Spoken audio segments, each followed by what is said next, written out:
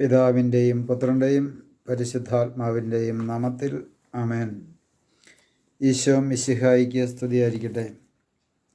യേശുവിൽ സ്നേഹം നിറഞ്ഞ സഹോദരങ്ങളെ, എല്ലാവരെയും നമ്മുടെ കർത്താവായ യേശു ക്രിസ്തുവിൻ്റെ നാമത്തിൽ ദൈവവചന ധ്യാനത്തിലേക്ക് സ്വാഗതം ചെയ്യുന്നു. പ്രിയ സഹോദരങ്ങളെ, നമുക്ക് കർത്താവിൻ്റെ വചനം നമുക്ക് വീണ്ടും തുടർന്ന് ധ്യാനിക്കാം. യോഹന്നാൻ്റെ സുവിശേഷം 8-ാം അധ്യായത്തിൻ്റെ 44-ാം തിരുവചനം പറയുന്നു: കള്ളം പറയുമ്പോൾ സ്വന്തം സ്വഭാവം അനുസരിച്ച് തന്നെയാണ് അവൻ സംസാരിക്കുന്നത്, കാരണം അവൻ നുണയനും നുണയൻ്റെ പിതാവുമാണ്. ഒരു വ്യക്തി വ്യാജം പറയുക, കള്ളം പറയുക, അതിൻ്റെ അടിസ്ഥാനപരമായ കാരണം യേശുനാഥൻ വളരെ വ്യക്തമായിട്ട് തിരുവചനത്തിലൂടെ വെളിപ്പെടുത്തി തരികയാണ്. നുണ പറയുന്ന നാവ് അത് പരിശുദ്ധാത്മാവിൻ്റെതല്ല. പിന്നെയോ, ഒരു വ്യക്തി നുണ പറയുന്നുവെങ്കിൽ നുണയനും നുണയൻ്റെ പിതാവുമായ സാത്താൻ ഒരു വ്യക്തിയിൽ വസിക്കുന്നത് കൊണ്ടാണ് അവൻ നുണ പറയുന്നത്. ആ നുണ പറയുന്നത് അവൻ്റെ സ്വന്തം സ്വഭാവമനുസരിച്ചാണ് എന്ന് ദൈവത്തിൻ്റെ വചനം നമ്മെ ഓർമ്മിപ്പിക്കുന്നു. ഓരോ വ്യക്തികൾക്കും അവർക്ക് അവരുടേതായിട്ടുള്ള ചില സ്വഭാവങ്ങളുണ്ട്. ദൈവത്തിൻ്റെ സ്വഭാവം സ്നേഹമാണ്, സാത്താൻ്റെ സ്വഭാവം വെറുപ്പുമാണ്. ദൈവത്തിൻ്റെ സ്വഭാവം എപ്പോഴും പോസിറ്റീവും സാത്താൻ്റേത് എപ്പോഴും നെഗറ്റീവായിരിക്കും.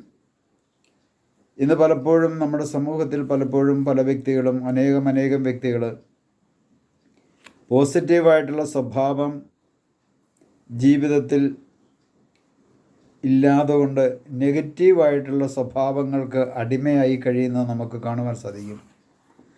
പ്രിയ സഹോദരങ്ങളെ, അങ്ങനെ ഒരു വ്യക്തി അടിമയായി കഴിയുന്നുവെങ്കിൽ അവനിൽ കുടികൊള്ളുന്നത് നുണയനും നുണയൻ്റെ പിതാവുമായ സാത്താൻ അവനിൽ വസിക്കുന്നത് കൊണ്ടാണ്.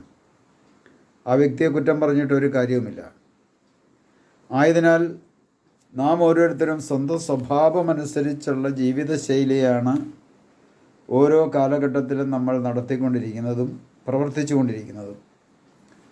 അതുകൊണ്ട് നാം ഓരോരുത്തരും ഒന്ന് ചിന്തിക്കണമേ, അന്യൻ്റെ സൽപ്പേരിന് ദോഷം സംഭവിക്കാവുന്ന കാര്യങ്ങൾ പറയുന്ന ഒരു വ്യക്തിയായി ഞാൻ മാറിയിട്ടുണ്ടോ? അന്യരുടെ അയൽവാസിയാകാം, ബന്ധുക്കളാകാം, മിത്രങ്ങളാകാം, അല്ലെങ്കിൽ സമൂഹത്തിലുള്ള സമൂഹ ജീവിയാകാം. അന്യരുടെ സൽപ്പേരിന് ദോഷം സംഭവിക്കാവുന്ന കാര്യങ്ങൾ ഞാൻ പറഞ്ഞ് അവർക്കെതിരായി ദുഷ്പ്രചരണം നടത്തിയിട്ടുണ്ടോ? മറ്റുള്ളവർക്കെതിരായി ദുഷ്പ്രചരണം നടത്തുക അത് വലിയൊരു തിന്മയാണ്. ഇന്ന് പലപ്പോഴും സാമൂഹ്യ മാധ്യമങ്ങളിലൂടെയും ഇൻ്റർനെറ്റിലൂടെയും വാട്സാപ്പിലൂടെയും അതുപോലെ തന്നെ മറ്റ് സോഷ്യൽ മീഡിയയിലൂടെയുമെല്ലാം മറ്റുള്ളവരെ തേജോവധം ചെയ്തുകൊണ്ട് മറ്റുള്ളവരുടെ സൽപ്പേരിന് കളങ്കം വരത്തക്ക രൂപത്തിൽ, മറ്റുള്ളവരുടെ ജീവിതത്തിലേക്ക് നാശം വരത്തക്ക രൂപത്തിൽ സംസാരിക്കുകയും നുണപ്രചരണം നടത്തുകയും ചെയ്യുന്ന അനേകം വ്യക്തികളുണ്ട്. പ്രിയ സഹോദരങ്ങളെ, അത് ആ വ്യക്തിയുടെ ജീവിതത്തിലേക്ക് അനുഗ്രഹത്തിന് വലിയൊരു തടസ്സമാണ്. നമ്മെ സംബന്ധിച്ചിടത്തോളം മറ്റുള്ളവരെ പറ്റി കഴിയുന്നതും നന്മ പറഞ്ഞ് ജീവിക്കുന്നവരായി നാം ഓരോരുത്തരും മാറണം. ഒരു വ്യക്തിയുടെ കുറവുകൾ പറയുന്ന സാഹചര്യത്തിൽ ആ വ്യക്തിയെക്കുറിച്ച് നന്മ പറയുവാൻ മറ്റുള്ളവരെ പ്രോത്സാഹിപ്പിക്കുന്ന വ്യക്തികളായി ക്രിസ്തീയ സഭയിലെ ഓരോ മക്കളും മാറിയാൽ, പ്രിയ സഹോദരങ്ങളെ, ഈ ലോകം തന്നെ സ്വർഗമായി മാറുകയില്ലേ? യേശുക്രിസ്തുവിനെ രക്ഷകനും നാഥനുമായി സ്വീകരിച്ച ക്രിസ്ത്യാനികൾ എന്ന് വിളിക്കപ്പെടുകയും അറിയപ്പെടുകയും ചെയ്യുന്ന ക്രിസ്ത്യാനികളെ സംബന്ധിച്ചിടത്തോളം മറ്റുള്ളവരുടെ നന്മ പറയുകയും അവരുടെ ജീവിതത്തിൽ നന്മ പ്രവർത്തിക്കുകയും ചെയ്താൽ, പ്രിയ സഹോദരങ്ങളെ, നമ്മെ സംബന്ധിച്ചിടത്തോളം നമുക്ക് കാണുവാൻ സാധിക്കും അതൊരു വലിയ അനുഗ്രഹമായി മാറ്റപ്പെടുകയല്ല, മാത്രമല്ല നമ്മുടെ സമൂഹം വലിയ ഒരു സ്വർഗാനുഭവത്തിലേക്ക് മാറുകയും ചെയ്യും. ആയതിനാൽ നാം ഓരോരുത്തരും ആത്മപരിശോധന ചെയ്യണം. എൻ്റെ ജീവിതത്തിൽ ഞാൻ മറ്റുള്ളവരുടെ നന്മ പറയേണ്ടതിന് പകരം തിന്മ പറഞ്ഞുകൊണ്ട് നടക്കുന്ന വ്യക്തിയാണോ?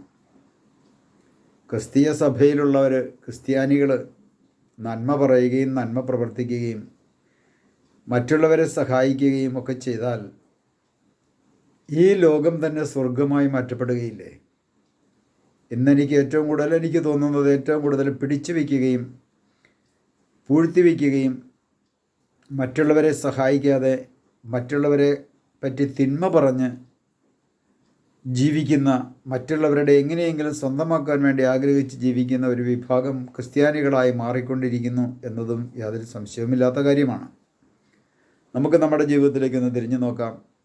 ജീവിതത്തിൻ്റെ കുറവുകളെ കണ്ടെത്തി നമുക്കതിനെ ഒന്ന് തിരുത്താം. നമുക്ക് ഈശോയോട് പ്രാർത്ഥിക്കാം. കർത്താവായ ഈശോയെ, ഞങ്ങളുടെ ജീവിതത്തിൽ വന്നുപോയ ഓരോ കുറവുകളെയും ഓർത്ത് മാപ്പ് ചോദിക്കുന്നു. കർത്താവെ, ഓരോ വ്യക്തിയുടെയും സ്വഭാവം അനുസരിച്ചാണ് ഓരോരുത്തരും സംസാരിക്കുന്നത്, ഓരോരുത്തരും പെരുമാറുന്നത്. കർത്താവെ, ഞങ്ങളുടെ സ്വഭാവം അങ്ങയുടെ സ്വഭാവത്തിലേക്ക് ചേർത്തുകൊണ്ട് അങ്ങയുടെ സ്വഭാവം തന്നെയാകുന്ന സ്നേഹം ഹൃദയത്തിൽ സ്വീകരിച്ച് മറ്റുള്ളവർക്ക് പങ്കുവെച്ചു കൊടുക്കുവാൻ ഞങ്ങളെ ഓരോരുത്തരെയും അനുഗ്രഹിക്കണമേ.